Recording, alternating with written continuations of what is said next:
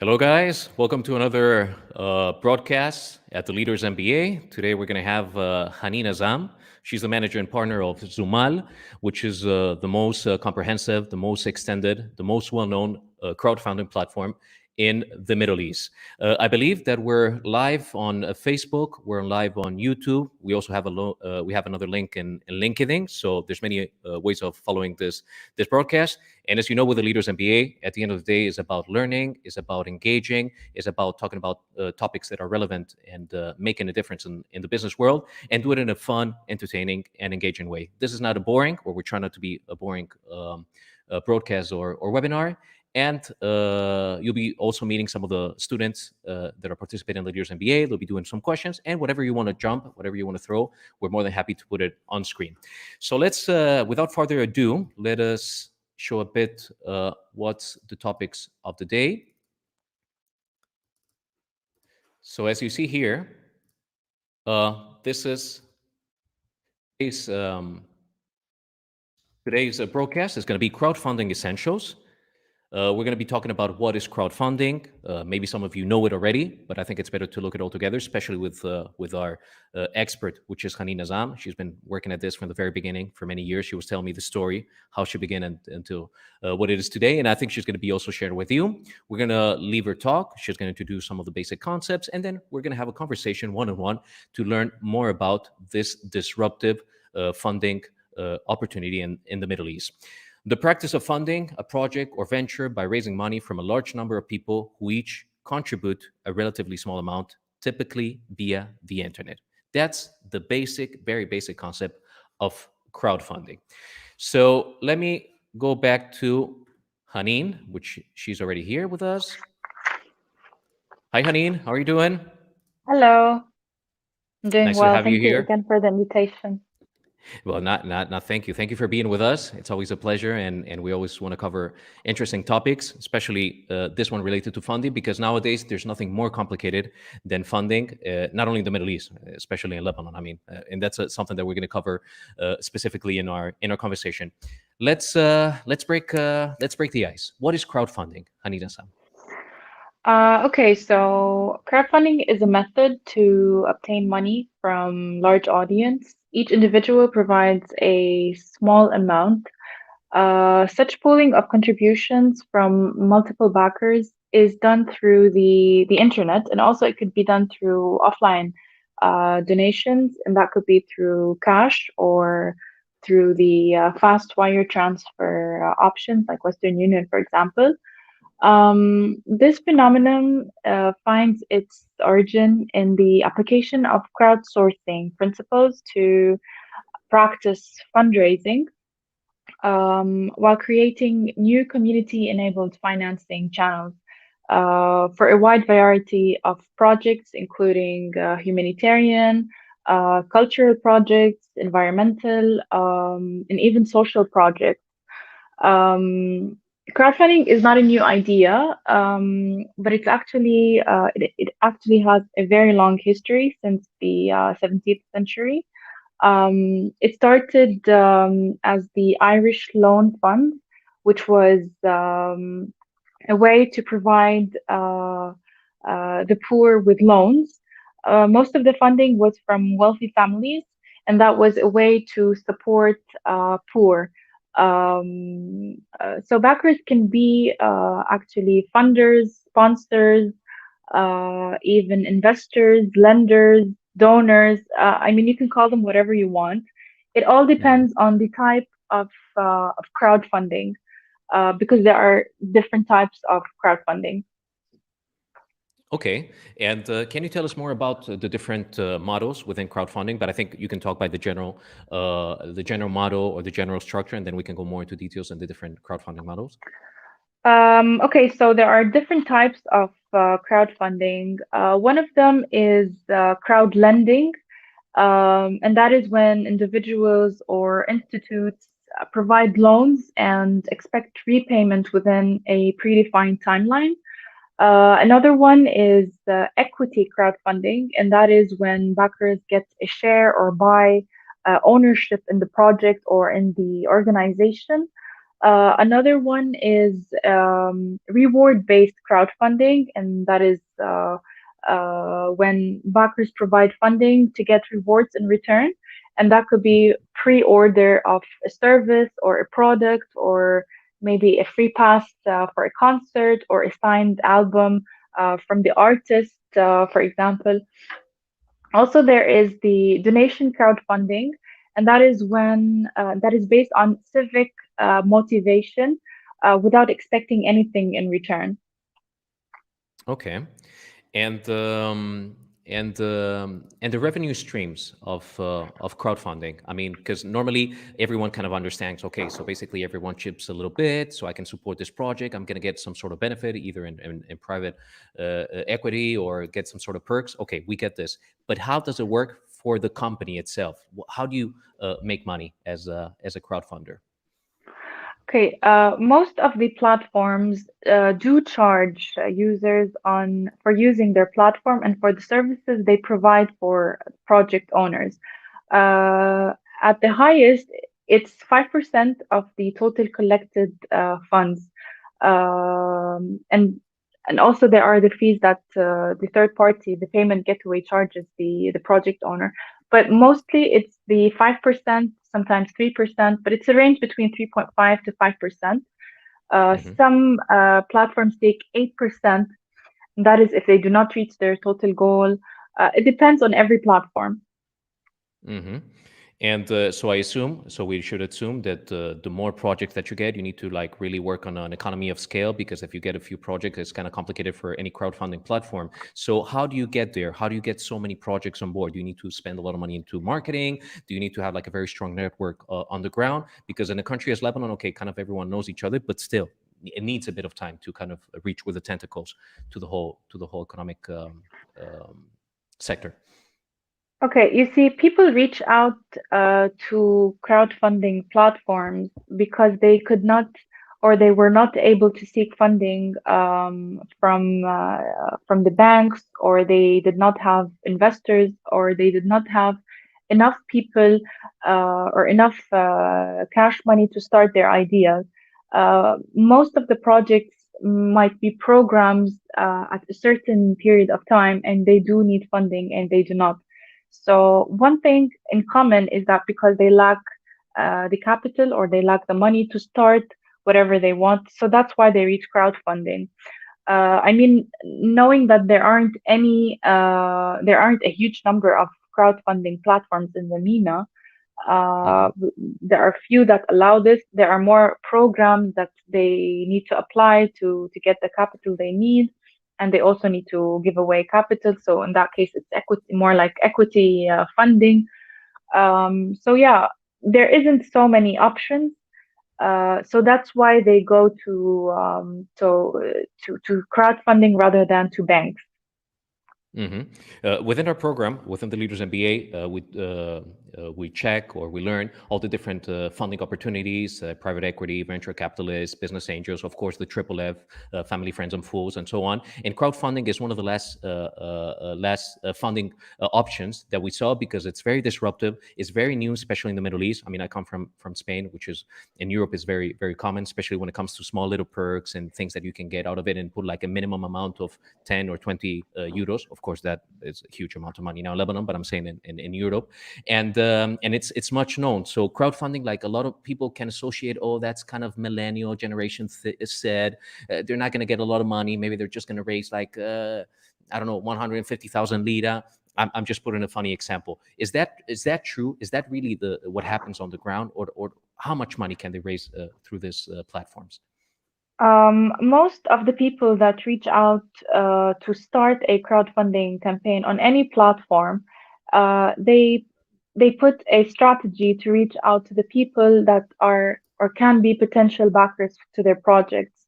And on the top of their list are the people that are living outside of their country. And in that way, they aim to motivate, or in some way convince those people living outside of their country that they need to support those in the country. They need to support the creatives. They need to support such projects that can bring a social impact to their country. So they depend at a very high percentage on the diaspora to support their projects, because definitely people in the country might not have the better salaries like those abroad with a different currency, for example, or maybe they are able to give away a very small amount to support a project. And in some cases, also in the Middle East, uh, some countries, Arab countries, or maybe international countries, do accept the, the the idea of supporting online using their Visa cards. They know it's safe. They know they can do that without it's secure. I mean, so yeah, most of the project owners depend on the diaspora to support their project and to get through at least a half of their total goal, or at least to a certain milestone in order to receive whatever they have raised.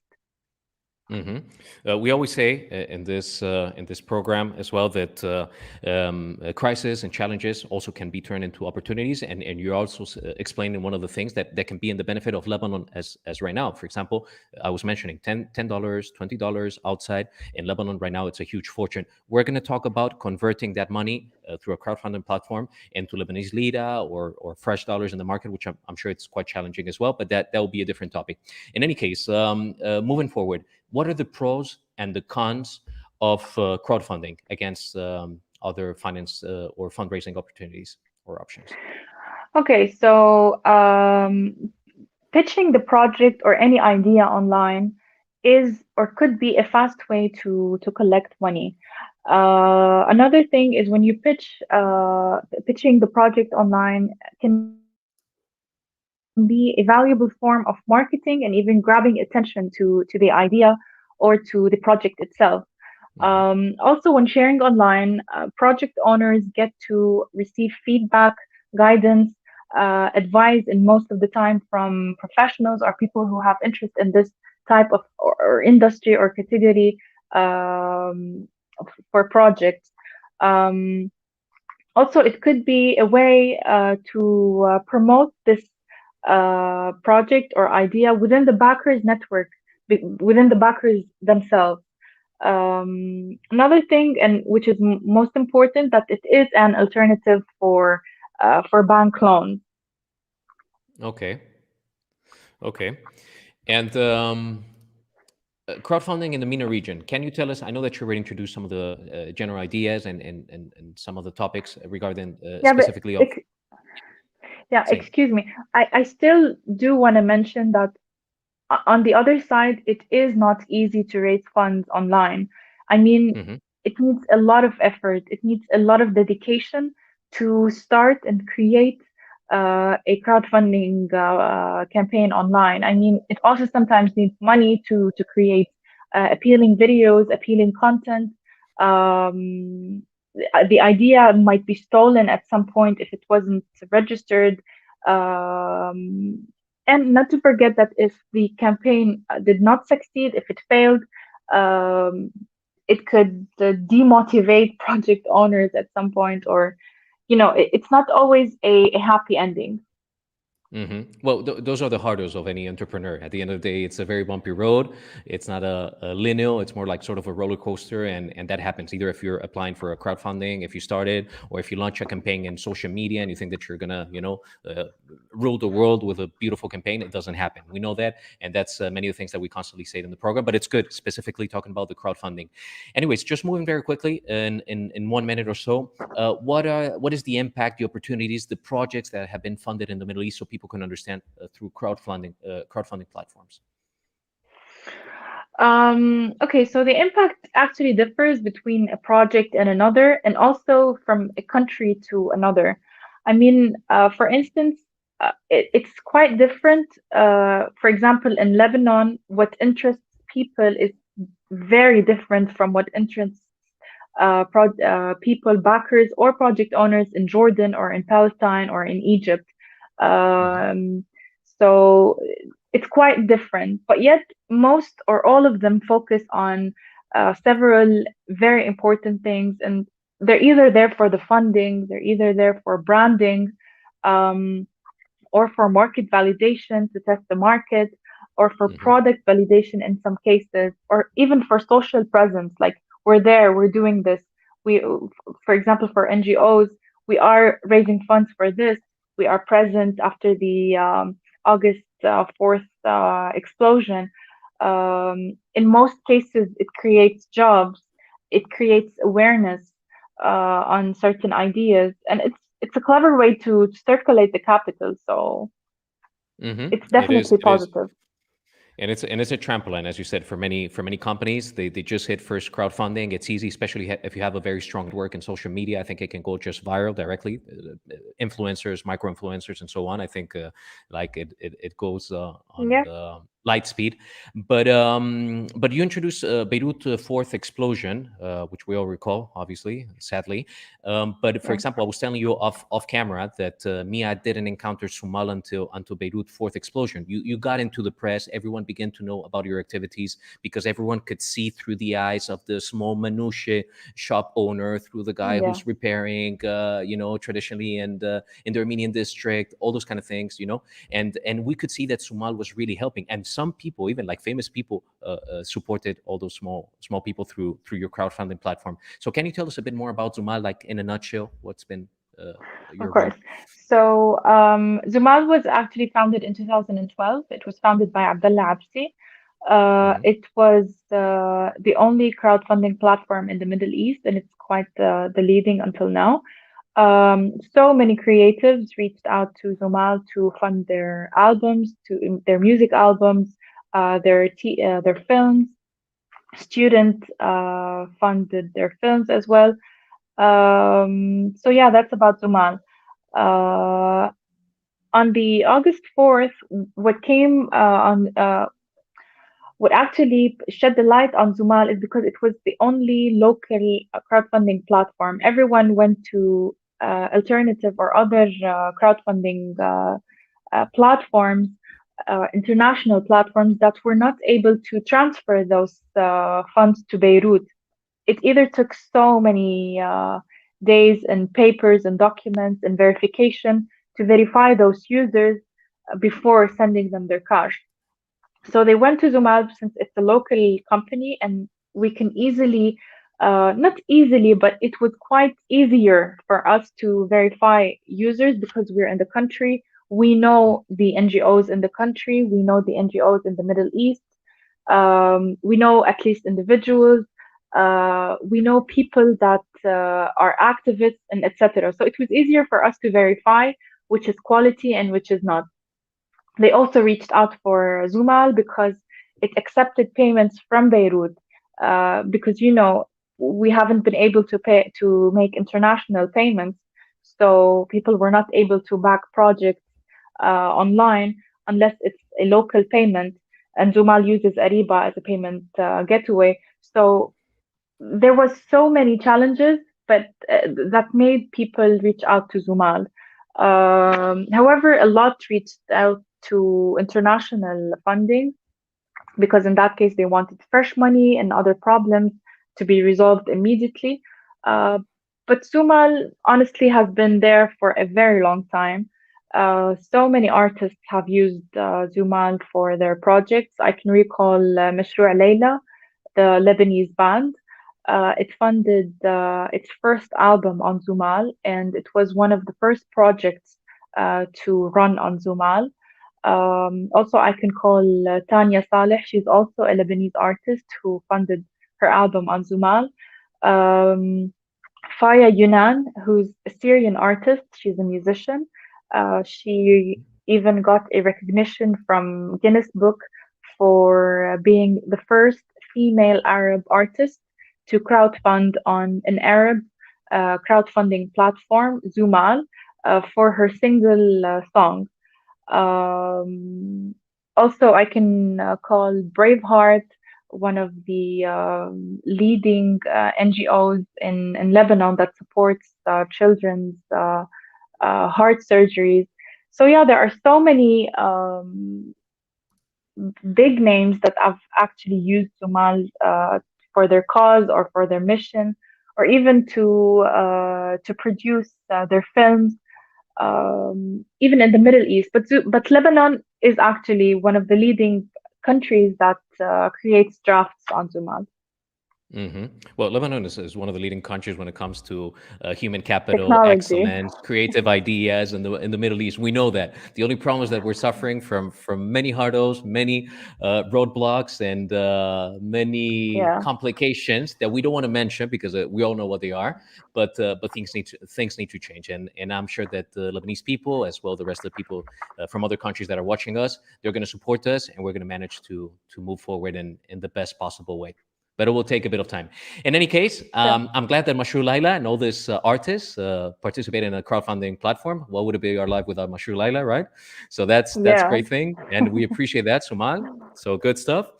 And before passing to the rest of the alumni, which want to make some questions to you, Hanin, I just want to know a bit more about the person that I have in front of me. You know, I know it's very difficult to talk about yourself, but just in a quick nutshell, I mean, how did you get to be the person that you are today, and so on, and be the manager and partner of Zoomal?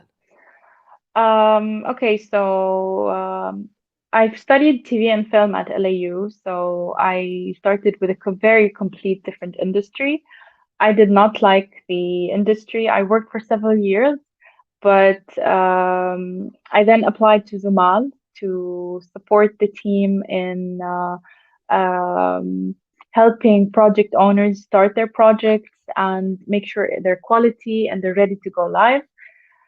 And 2 years later, 𝗵𝗶𝗃 𝗵𝗶, the founder of Zoomal, decided to move outside of Beirut, and I was nominated to run Zoomal by myself. And since then, I've been into so many challenges. The country's situation changed. So many problems came up, and it kept going. It kept going until now. So yeah, Zoomal has been most of my concern and interest, and I've dedicated so much for Zoomal. I wouldn't say it's not my baby. I did not start it, but it's like I adopted it and made sure its mission continues until now.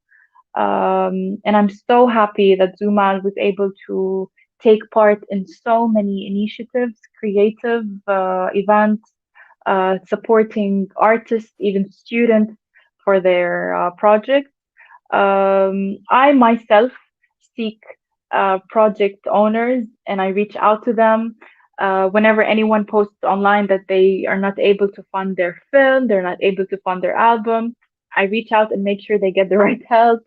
I even follow up myself with projects to make sure they get the right help and the right advice, because Zoomal at some point does not give one-on-one support, but I still make sure I meet them. I know I should be there when they, for example, announce their films or whatever. So yeah. Also, after the August 4th, I was involved in so many initiatives to support our country. I started my own initiative, and I called it 𝗵𝗏, supporting a lot of families to rebuild their houses. I've also supported in other stuff. So I would call myself as more like a social entrepreneur on a mission to support anyone with anything I may give, whether it's a skill, emotional support at most of the time. Yeah, so that's basically a little about me. Okay, we're gonna take your word on it. Okay, so whenever we need anything from you, we're just gonna call you, ring you. Hey, Hanin, give us a hand on this. Okay, so we'll take your word for that. All right. Well, anyways, let me introduce some of our leaders, MBA alumni. Some of them have recently joined. For example, here we have Elias and Leah. Both of them are, as you can see, at the same in the same screen. They happen to be a couple, as far as I'm concerned, as well, I believe. Yes, we are. So, Leah and Elias, well, thank you very much for being tonight with us.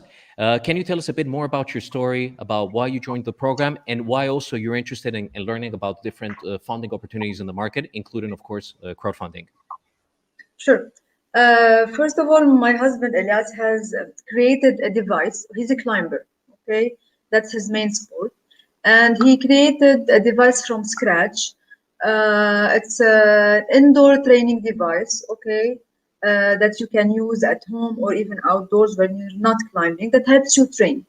So the device is kind of unique in Lebanon, in the Middle East, and even worldwide in terms of size and practicality, and it's portable and etc. So mainly the main problem, like everyone else, we all know the technical part and we're good at it.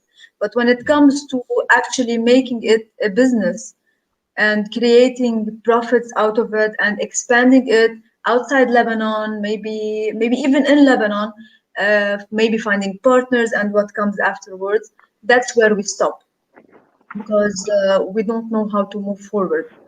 We Google a lot, we research a lot, and we ask a lot, but you never really get an answer that allows you to move forward, take the right decision, and actually invest in it. So that's the main reason why we actually wanted to join and we're interested in this MBA, because definitely it's not, you don't pay all your salary and what you've put aside to do an MBA. You just get hints of what needs to be done. Plus, we have a lot of projects in mind. Like every night we sit and we have a lot of ideas. We have a lot of projects to do. We're active people. That's true. We have 8 to 5 p.m. jobs, but we have a lot of ideas. But we really don't know where to start in terms of finance, in terms of project management, in terms of funding. So that's the main issue why we decided to join this MBA. Okay, well, that's great, Leah. Elias, thank you very much for joining. As you said, we're going to be talking about or learning within the MBA, entrepreneurial mindset, leading people and organizations, project management, that's also included, personal development, which is also very relevant, digital marketing, because you really need to, although I think you're a marketeer yourself. So I think am a marketeer, but when it comes to your project, you become a bit biased, you know, so. Yeah, and it's not easy, and it's not easy. Absolutely. And it's not easy to be working 9 to 5 and then get home and probably you have a lot of things to do and get into digital marketing for bringing up your baby and so on. And where do you start from? No, so that also happens. It's a whole package, not just digital, you know, like you need finance part, you need project management. So we need the whole package. Finance and accounting, and having a 360-degree overview. So that's great when it comes to the MBA, and we're going to see all those things. Now today, when it comes to crowdfunding, because I'm sure that funding is one of the topics that it's also very relevant for you guys. You already mentioned, okay, we talked to many people, you know, and I'm sure that happened to you guys. Oh yeah, I have this idea, blah, blah, blah. And everyone, yeah, it's great. I love it. I'm going to join. Yeah, I'm going to participate. And then cold silence. They never pick up the phone. When they have to put hands on the project, khalas, over. No one is there. No one is there. And that happens a lot. And especially when it's about putting money, then you really know if they're serious or not, because words are easy, especially in this country, many other countries, but really coming into action is a whole different thing. So Hanin, I think you're the specialist here, especially when it comes to crowdfunding. What would you suggest for a couple who has this new device that want to come into the market? They're working 9 to 5, as I believe, and they really want to start with a project and fund it. Okay, so at first it's something I'd like to mention something important. Something they have to start from knowing exactly if their project is ready for the market and targeting which market. Does it work in Beirut? Is it for example, better in Qatar or Doha? If they know their right market, they would know exactly how to target it, whether it's through crowdfunding or targeting investors. I mean, from what I can quite understand a little about it, it's a product, correct? Yes, it is a product. Okay, so I think starting from preparing a potential crowdfunding campaign could be a good start. I mean, writing down the content of it. What is the project? What do they need exactly? I mean, they can't go there and say we need money, we need investment.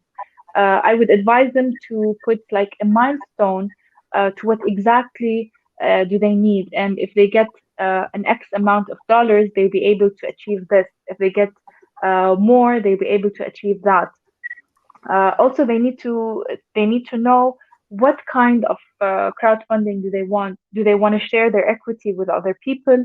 Do they only want people to support them through in-kind donations and they do not wish to share? Are they willing to give free services or free products for people that will fund them? I mean, this could be a good start.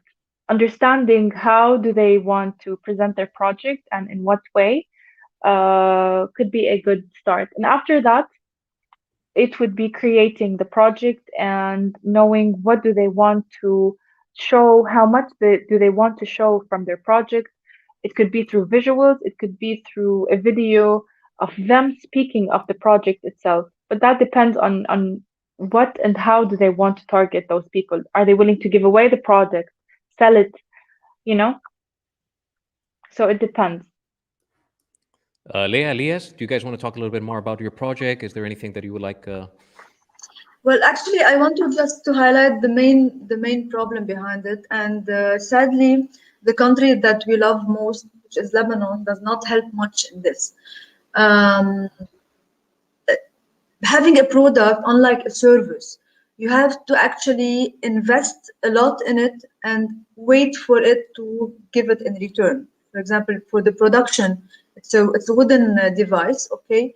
So you have to pay for the production and have the product, and then you get the investment in return. And I believe Zoomal also, part of it having it technical and security side, people pay online, so you really need to invest in security and internet connection and internet devices and internet security.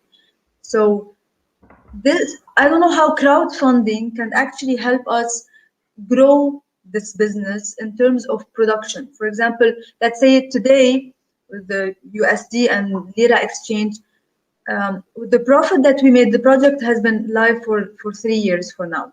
The amount that we made, which is the profit, if you want to exchange it now to dollars, will create like around 5 or 6 devices. So I want to ask, how could crowdfunding help us actually make a bigger step towards this? The device is selling, it's doing fine. Maybe we're not giving it the right marketing attention. Maybe we're not investing a lot of money in marketing it or in promoting it or in actually thinking of taking it abroad. I don't know how crowdfunding can help us make this step happen. So especially that we know that the device can be sold very good out of Lebanon, but the production, a mass production, that's the problem. Finding someone to support, to reach out, that's the problem. We are sure of the success of the product. It has been successful in Lebanon and around the youngsters community, and not just climbers, any sportsman, sports girl. So, and it's a small device. Now we'll show to you in a few.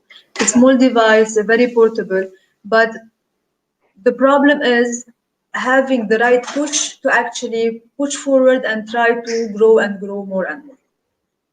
So I don't know how Okay, so we all agree that since the explosion, the 4th of August explosion, and even before that, so many Lebanese companies were affected with the economical situation and everything else. Let's just not get into there. But my advice to you, and that's something I mentioned in the beginning of our broadcast, so many people reaching out to crowdfunding depend on the diaspora, depend on people living outside of the country to support their projects, whether it's a product or a service, or maybe just an event. I mean, we all agree that the situation in Beirut is extremely bad, and so many companies are even shutting down because of that. The ability of people to pay for anything has not been as easy as it was earlier. So I totally understand that it's so challenging right now in Beirut, especially now again with the exchange rate. And I understand that you need products to create your product. So I totally understand it's challenging. So yet I highly advise you to start targeting people outside of the country.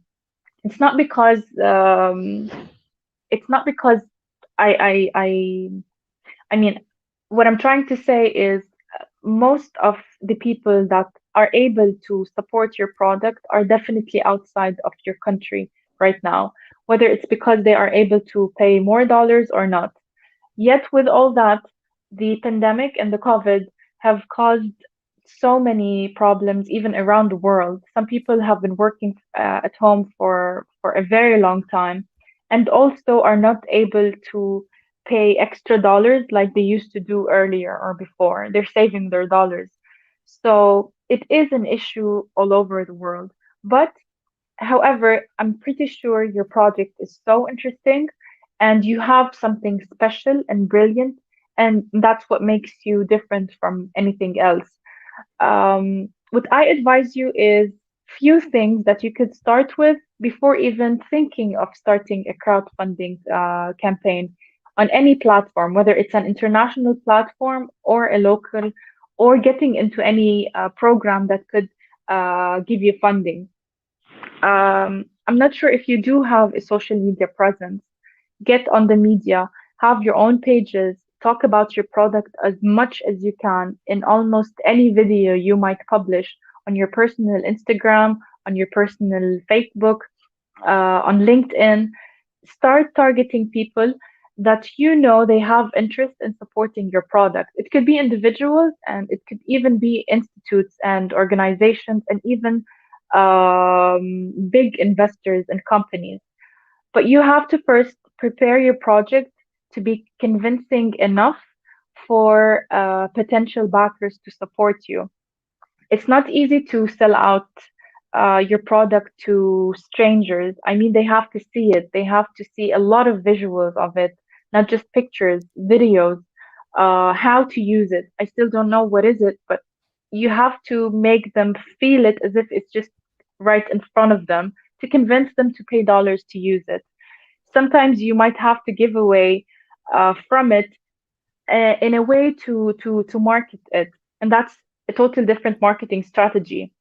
For now, I advise you to prepare a mailing list, for example. Put down a list of all the people you have ever met in your life, at your work, at university, some people you have worked with, some people you have just met at the bank.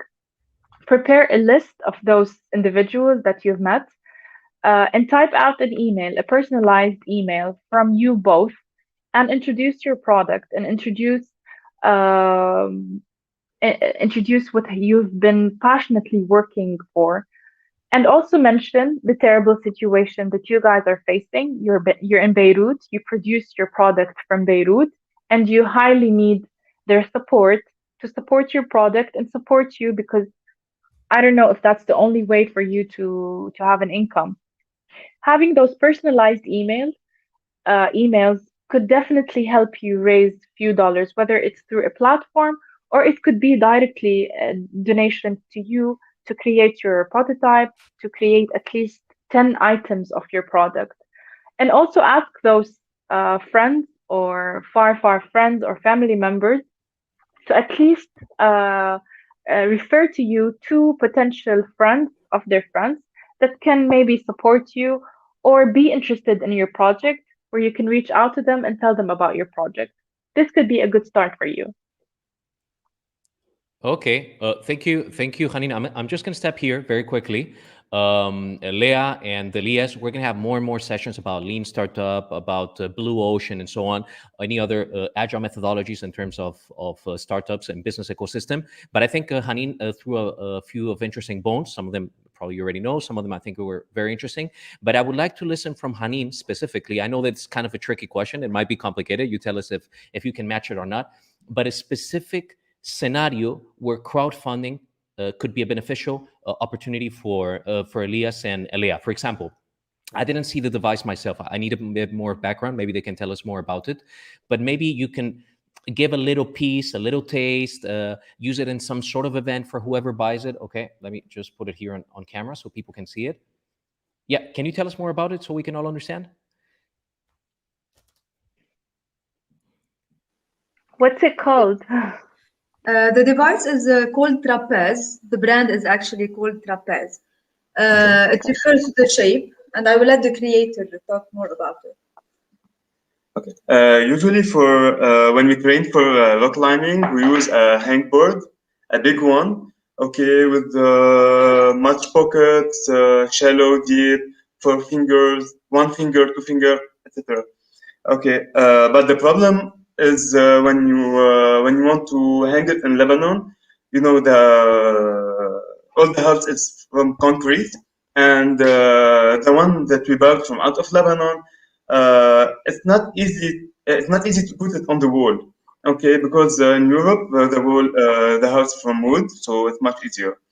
And there is many devices but the problem from resin for training. So I did one. Okay, there's also from wood, but a small, but from resin. So I did one that can fit all the pocket that we need, from 4 fingers, 3 fingers, 2 fingers, 1 finger, pinch, jugs, and even you can tilt it to train for easy, intermediate, and advanced. So I put in the small device that can weigh around 250 grams. All what we can train on in a big board, and that's what makes it. So what we did is that we minimized the hangboards, which are huge and not actually easy to use in Lebanon due to the cement we built our houses from. And the hangboards are international and known everywhere, but having small devices from wood that are portable, small in size, that you can travel with, and that has all the holds, any type of holds that you can use as a climber or as a gym person. You can actually do some pull-ups, anything you can do with them. In one device, one small device, and even cheaper than the ones you get from any international huge brands. Okay, so it is really a unique invention. It's like a 15-in-1 pocket-sized device that has lots of potential, especially for people who tend to have an outdoor vision and a sports vision. That's why we are sure of the effectiveness of the device. It's just maybe we chose, I know, the wrong timing, the wrong direction. That's what we need. That's why we need the MBA to.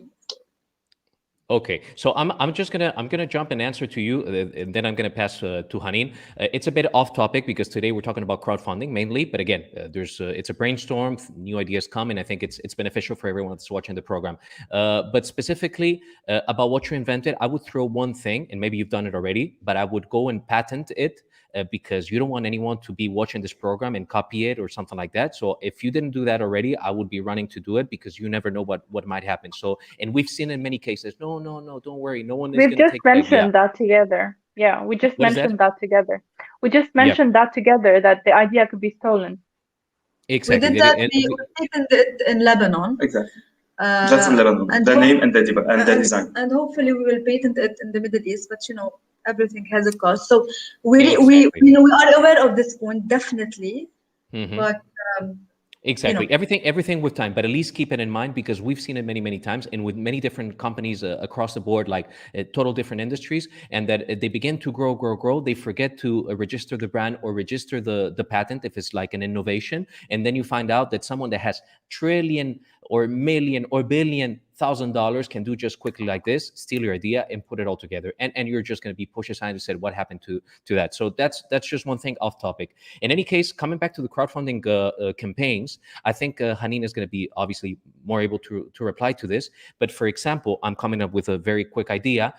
I don't know how much is the cost per unit of 𝗵𝗵𝗃, for example, but maybe you can create like smaller devices that are made of plastic, more cheap, that it can be more like for kids, or that it can sustain up to a certain amount of kilos, like something creative that in stages you can cover by anyone that pays $30, $50, $20, etc. They can get some sort of perk, and in this way, you're going to be benefiting for every single unit that you sell. And obviously, that goes on a scale of economy. But I'm sure that Hanin can come with a good idea as well regarding your product and crowdfunding.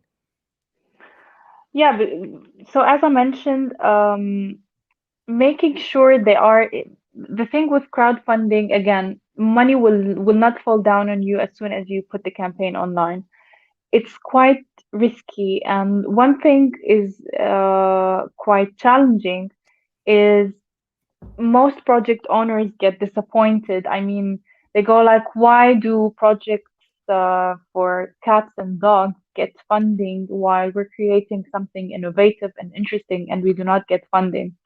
And that's because such projects do not target the right audience.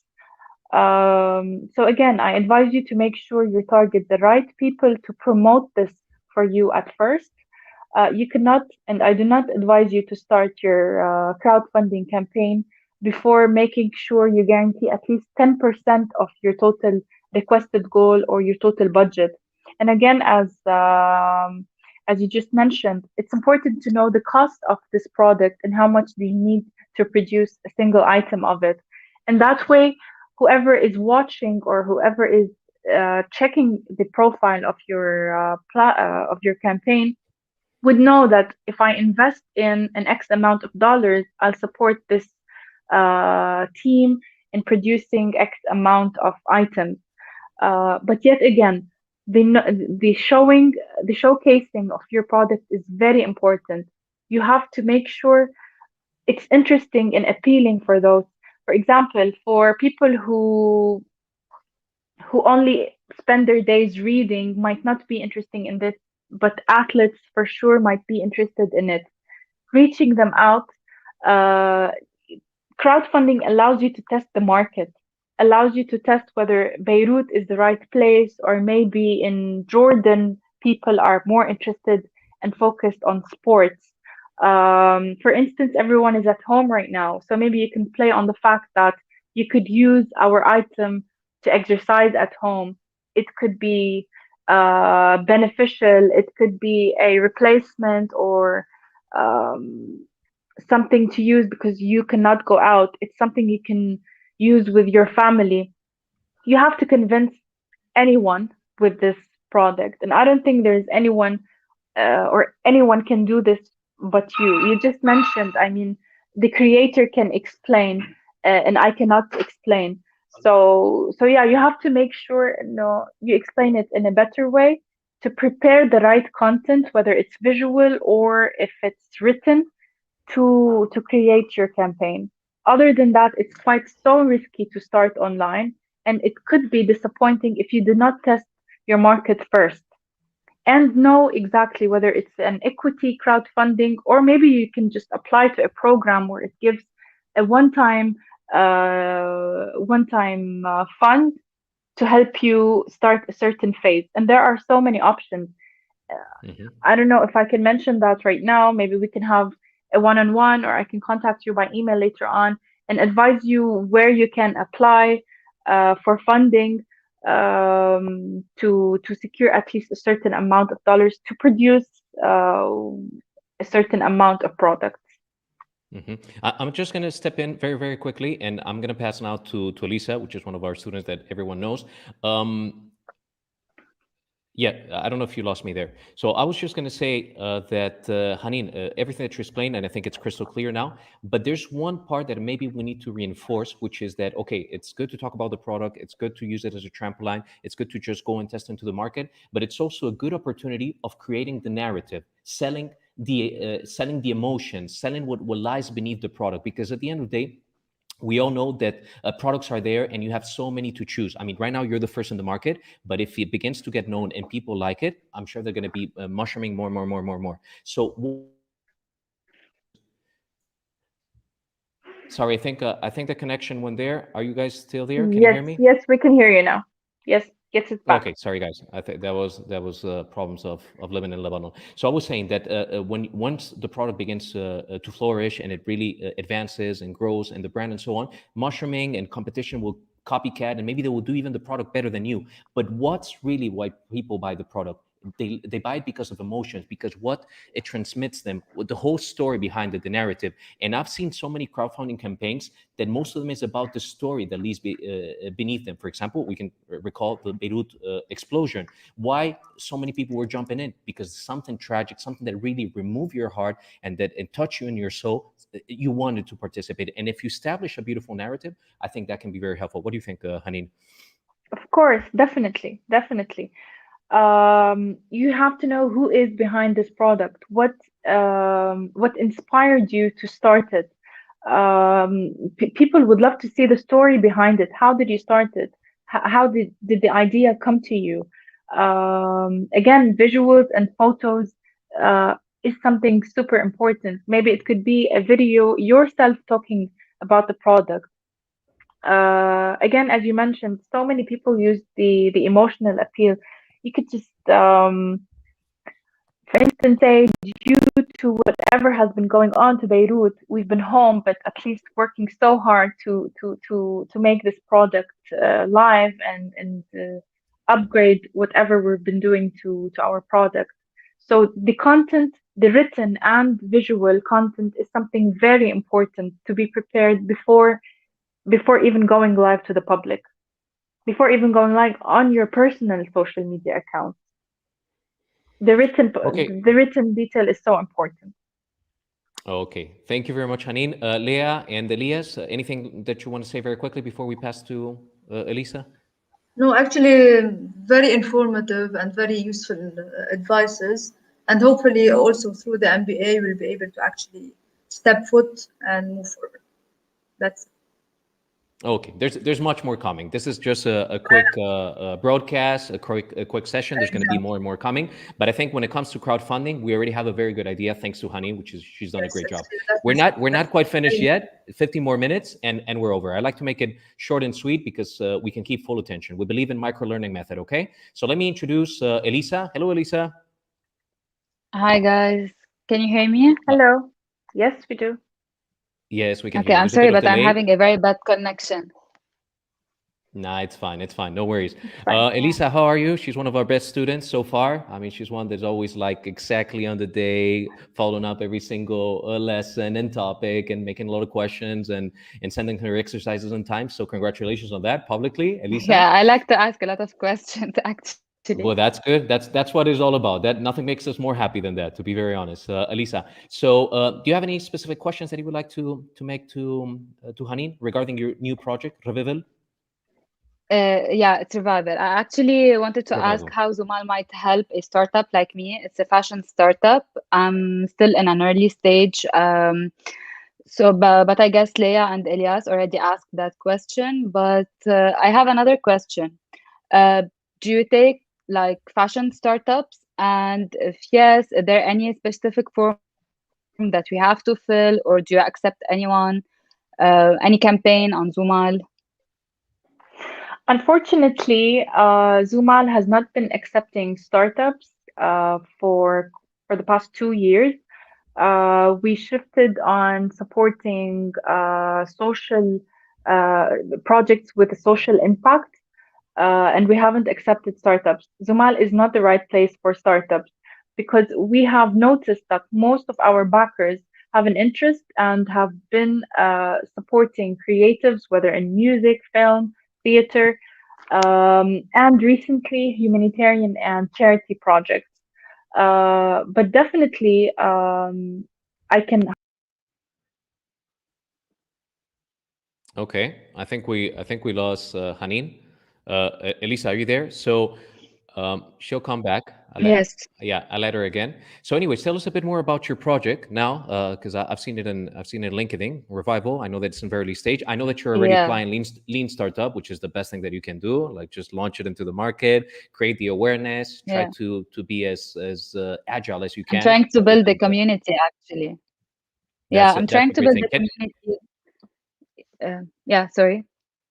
No. Tell us about it. Sorry, it was my fault. So basically, what I'm doing right now is I'm taking people with me on my pre-launch journey. That's why I opened an Instagram page, a Facebook page. I'm working on my website even before actually launching my product, because I want to build my community. I want to get on a personal level with my customers. That's why I'm taking them on that pre-launch journey with me, just to be more personal actually with them, to have a more personal contact. That's what I'm trying to do right now. Yeah.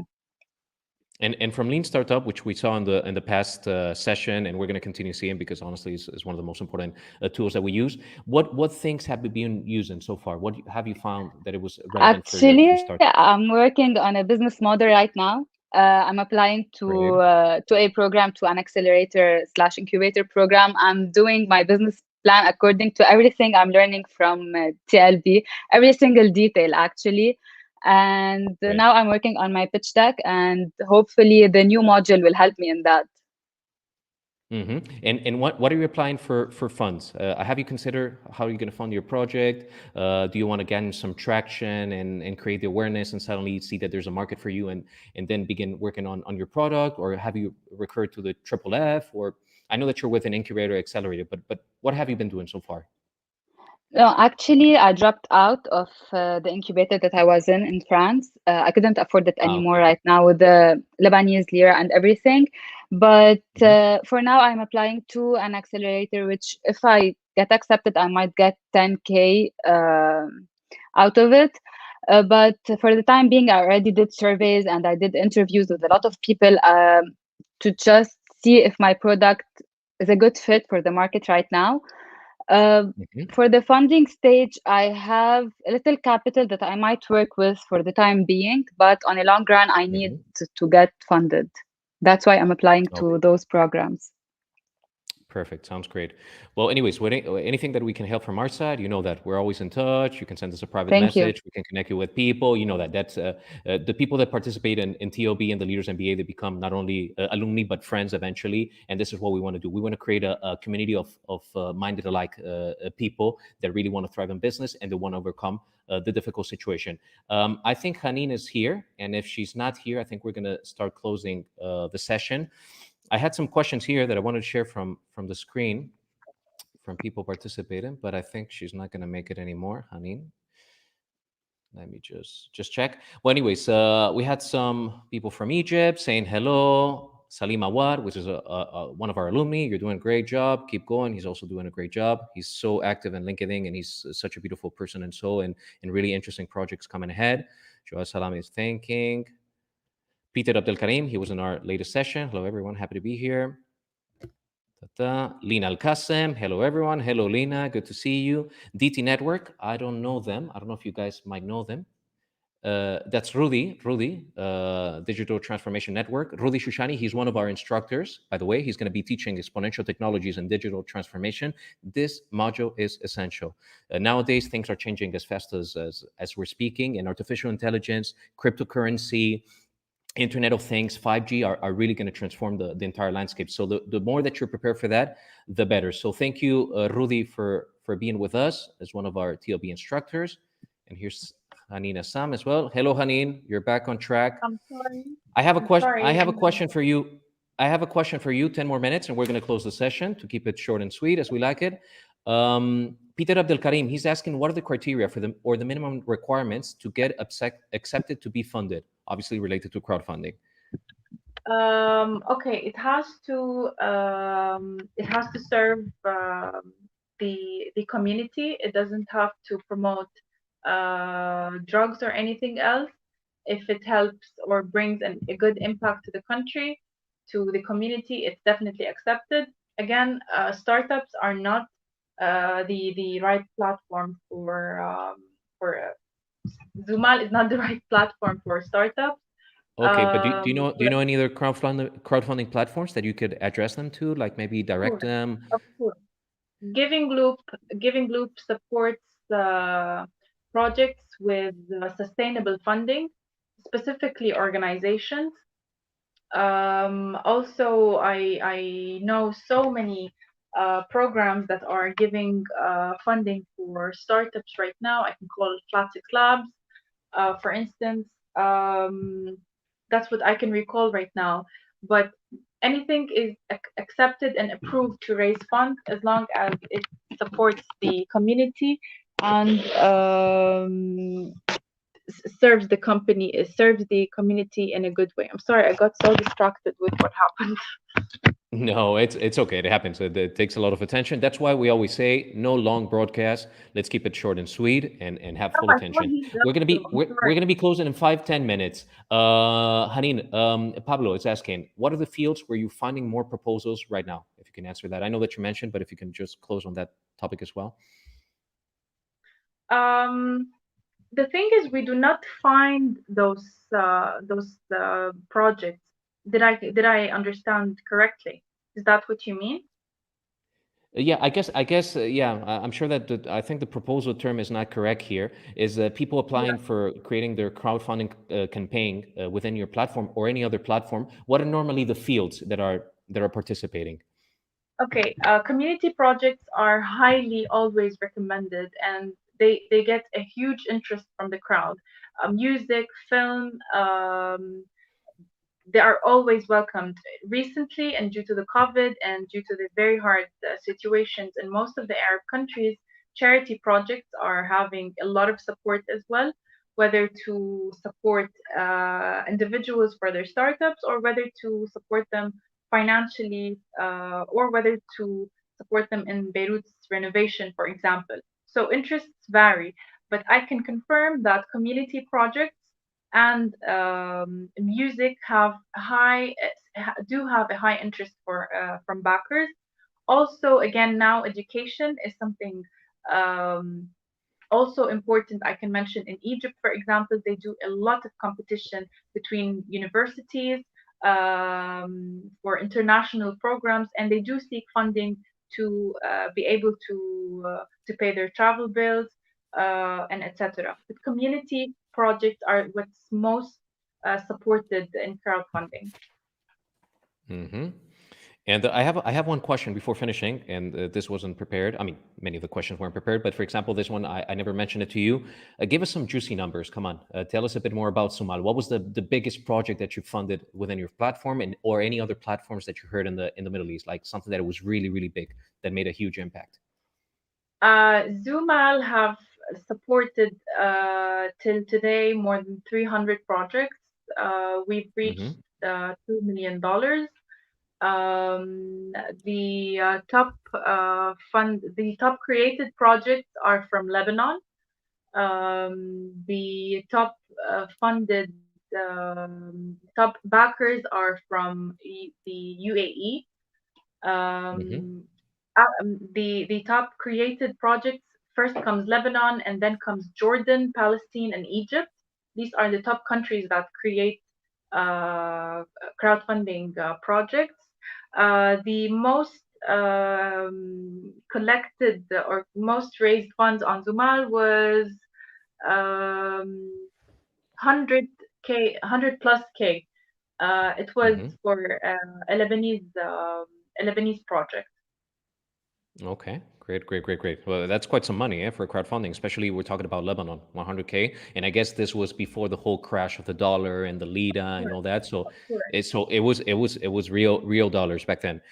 Okay, well, Hanin, Elisa, Leah, and Elias, it was a pleasure having you here. I think we're gonna close the session for today. Any other last question? Someone wants to say anything else? Yeah, I apologize for what happened. I'm very sorry, and I'm happy to have the one-on-one talk together.